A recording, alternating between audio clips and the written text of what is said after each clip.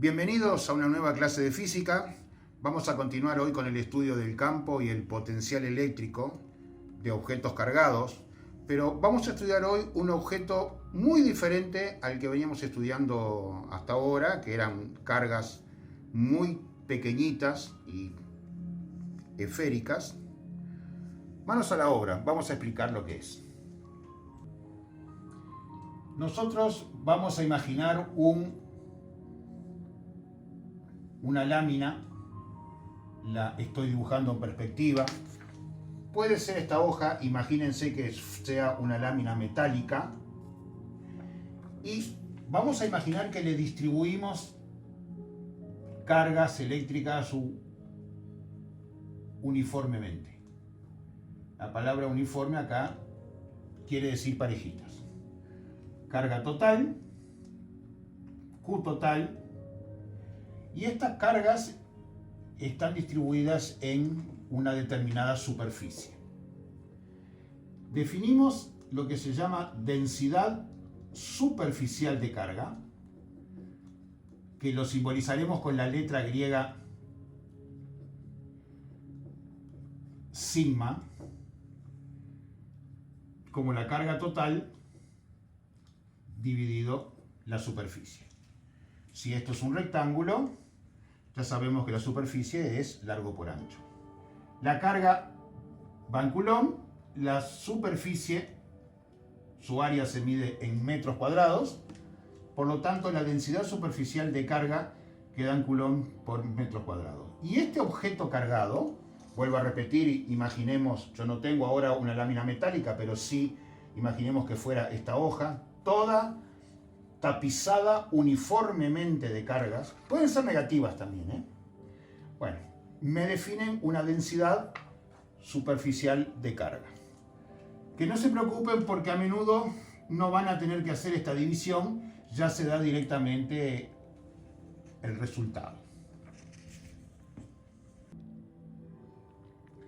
Pensemos nuevamente en un plano cargado de esta manera.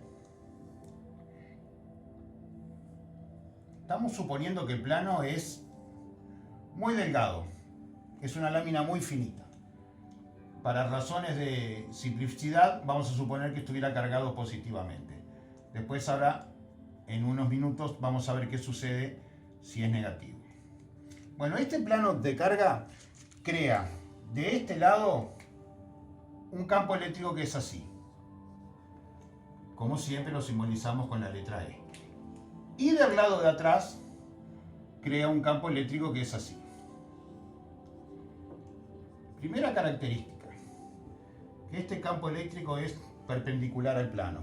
O sea, como las cargas son positivas, los vectores campo eléctrico, voy a dibujar alguno más y alguno más para el lado de atrás también, son vectores que son perpendiculares a la superficie. Vamos a admitir sin demostración que el módulo de este campo eléctrico depende únicamente de la densidad superficial de carga que tenga el plano, dividido 2 por una constante que simbolizaremos epsilon 0, que ahora vamos a decir qué significa epsilon 0. Significa la constante de permitividad eléctrica en el vacío. Es una constante física. Recuerden este valor. Como es un valor muy pequeño, hay que colocarlo, escribirlo en potencias de 10. Las unidades son coulombio cuadrado sobre newton metro cuadrado. Recuerden este valor y si no, es muy fácil conseguirlo en la internet o en cualquier libro de física donde vienen las tablas de constantes físicas. La densidad superficial de carga sin signo, o sea, el valor absoluto de ella, dividido 2 y dividido epsilon sub 0, me daría el módulo del campo eléctrico que un plano cargado crea. Veamos bajo cuáles condiciones se aplica, digo, esta fórmula que hemos admitido sin demostración. Pero la demostración está en cualquier libro de física, la demostración matemática de cómo se llega a esta fórmula. Yo no pretendo que ustedes la sepan deducir, por lo tanto, sí que la sepan usar correctamente. Vamos a ver entonces bajo qué condiciones un plano cargado genera un campo eléctrico de estas características y cuyo módulo se pueda calcular así. Ya. Bien. Volvamos a imaginarnos que este es el plano que está dibujado en el pizarrón y que tiene carga. Bueno, el campo eléctrico es uniforme. ¿Qué quiere decir uniforme? Que vale lo mismo en todos los puntos que sean cercanos al plano, o sea, por donde yo estoy pasando la mano. Y mientras los puntos no estén muy alejados del plano, mientras estén por aquí, por donde yo pongo el dedo, un poquito más o un poquito menos, unos milímetros más o menos, no hacen la diferencia. Siempre se puede calcular el campo eléctrico uniforme de esta manera. Nosotros ahora vamos a representar el plano así.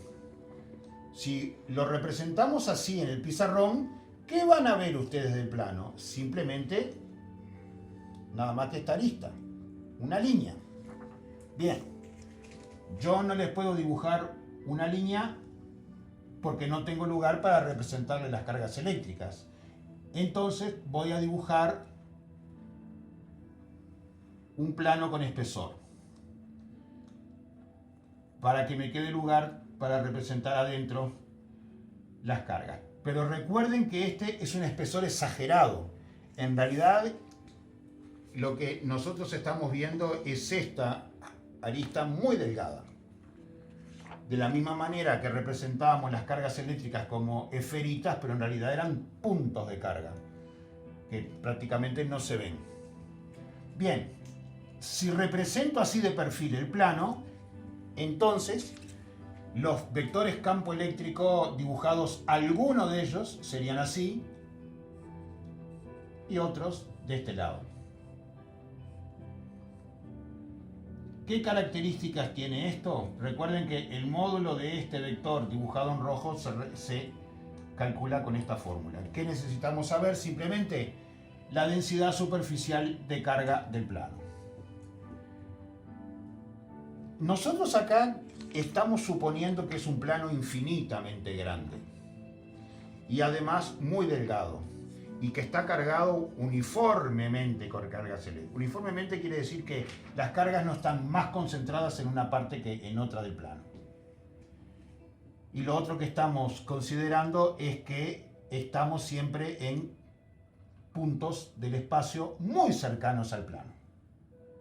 Bajo esas condiciones se cumple entonces la ecuación esta que estamos viendo.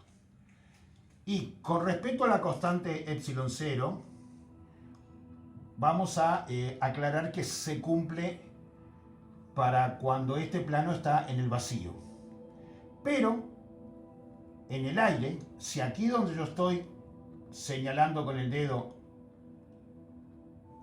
hay aire, bueno, la constante de permeabilidad eléctrica del aire es tan parecida, tan cercana al valor del vacío, que nosotros no cometemos demasiado error si a pesar que estemos trabajando en el aire, seguimos usando el valor del vacío. Bien, recuerden que si llegara a ser un plano de carga negativo, dibujamos las cargas negativas, la densidad de carga negativa, el campo eléctrico, en vez de alejarse del plano, se debe de dibujar ahora apuntando hacia el plano o acercándose a él. Dibujo algunos vectores campo eléctrico que produciría ahora un plano de carga negativa. Yo hasta ahora he representado los planos de carga en forma vertical, como si fuera esta hoja que les estoy mostrando. Pero puede estar así, puede estar en forma horizontal. Tienen que acostumbrarse a que les representen un plano de cualquier manera. Dibujen siempre el campo eléctrico que el plano genera perpendicular al plano. Quiere decir, si el plano es vertical, el campo eléctrico es horizontal. Y si el plano es horizontal, entonces el campo eléctrico es vertical. Por último, ¿qué sucede si en vez de tener un plano tenemos más de uno? Por ejemplo, dos planos paralelos. Si tuviéramos dos planos paralelos, por el principio de independencia y de superposición, pueden estar cargados de distinta manera, ¿saben? Así que vamos a decir densidad de carga 1 y densidad de carga 2 pueden ser valores distintos. ¿Qué sucedería? Si definimos un punto del espacio que esté aquí entre los planos, no necesariamente en el punto medio de ellos, sino en cualquier punto entre los planos, podemos calcular por separado el vector campo eléctrico que genera el plano 1, que ya lo represento hacia allá, y el vector campo eléctrico que genera el plano 2, que lo represento así, independientemente uno del otro como si el otro no estuviera. Y luego sumaríamos vectorialmente estos dos vectores para calcular el campo neto, acá adentro, en cualquier punto que esté entre los planos. Si el módulo de E1 es mayor que el módulo de E2, nos va a resultar un campo eléctrico neto en el sentido de E1. Puede ser al revés. Y en aquellos casos en que estos campos sean iguales en módulo, para los cuales las densidades de carga tienen que ser iguales en valor también, entonces no habrá campo eléctrico aquí adentro. A pesar de estar cerca de dos objetos cargados, sus campos se anulan y aquí no hay entonces campo eléctrico. Pueden haber otras configuraciones de carga que ahora vamos a ver. Bien, supongan que esto fuera un plano con densidad de carga positiva y que este otro fuera un plano con densidad de carga negativa. Bien, cada uno de estos planos genera un campo eléctrico en el espacio que los rodea, ¿verdad? En todos los puntos del espacio que los rodea.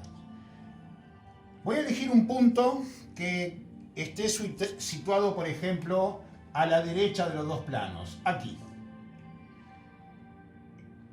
El plano cargado positivamente, que lo dibujamos en rojo, generaría en este punto del espacio un campo eléctrico así. Vamos a llamarle E1 porque es del plano 1. Y el plano negativo generaría en el mismo punto del espacio un campo eléctrico que es así, en el sentido de hacia nuestra izquierda, digamos, o apuntando hacia el plano. Cada uno de estos campos, su módulo, vuelvo a repetir, volvemos a escribir la ecuación que me define el módulo del campo eléctrico de un plano uniformemente cargado. Y aquí, como ya sabemos, siguiendo las reglas de... ¿Qué otras configuraciones podemos tener?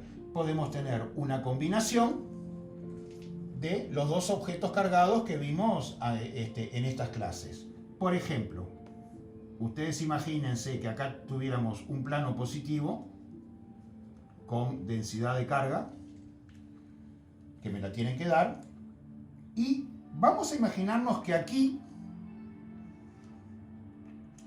tenemos una carga puntual Q positiva. Y entonces yo elijo un punto del espacio que esté cercano al plano y cercano a la carga a una distancia R, y cercano al plano.